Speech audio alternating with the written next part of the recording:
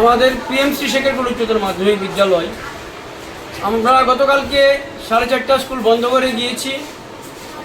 আজকে যখন সকালের আমাদের যারা স্কুলে সকালের স্টাফরা আছে মর্নিং সেকশনের, ওনারা সকাল 6:20 স্কুলে আসে।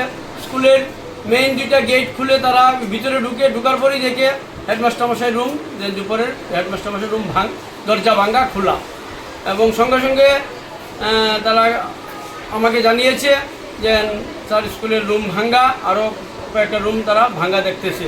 রুমের দরজাগুলি ভাঙ্গা প্রথমে আমাকে জানিয়েছে।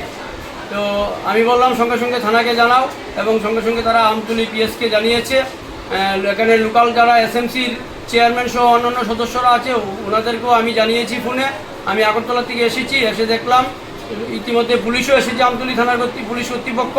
আমরা দেখলাম যে এইচএমের রুমের 2টা আলমারি ভাঙ্গা, এরপরে এই জেন্টসের যে স্টাফ রুম সেখানে 3টা আলমারি ভাঙ্গা, এক্সামে 7টা আলমারি ভাঙ্গা এক্সাম রুমের, তারপরে দরজা ভাঙ্গা, এই নার্সারি রুমের দরজা ভাঙ্গা, তারপর আমাদের যে 2টা গেট আছে মূল বিল্ডিংয়ের, একটা পশ্চিম দক্ষিণ দিকের মেইন মানে কলাপসিবল গেটের এখানে 2টা মানে তালা দেওয়া না, 2টা তালাই ভাঙ্গা। এইভাবে আমরা দেখলাম, এবং পুলিশ সবগুলো দেখলো, তদন্ত করলো, তারা বিভিন্ন কিছু লিখে নিয়েছে কী কী ভেঙেছে। এই হলো আমাদের প্রাথমিক অবস্থা, আমরা এইগুলি দেখতে পেয়েছি। তবে এইচএমের যে রুমটা, এই রুমের মধ্যে আমার 2টা আলমারি ছিল।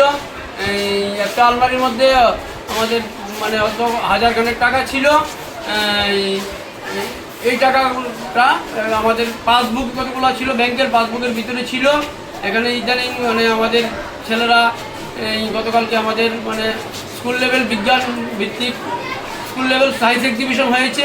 কিছু টাকা তারা বিভিন্ন মানে এক্সিবিশনের জন্য কেনার জন্য এখান থেকে কিছু টাকা তাদেরকে দেওয়া হতো। এখানে হয়তো 1000 খানেক টাকা ছিল। এই টাকাটি তারা আমাদের নজরে আছে, এখন পর্যন্ত আমাদের নজরে যা আসলো আপাতত।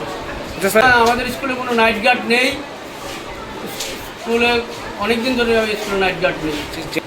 আমরা নিশ্চয়ই আমাদের বার্তা থাকবে আমাদের সরকারের কাছে, আমাদের মানে প্রেয়ারও আমরা দেবো ইতিমধ্যে, যেন আমাদের বিদ্যালয়গুলিতে, শুধু আমাদের বিদ্যালয় না প্রতিটা বিদ্যালয়গুলিতে যদি নিশ্চয়ই নাইট গার্ডের ব্যবস্থা থাকে, তবে এই ধরনের দুর্ঘটনার হাত থেকে হয়তো আমরা অনেকটা পরিত্রাণ পাবো।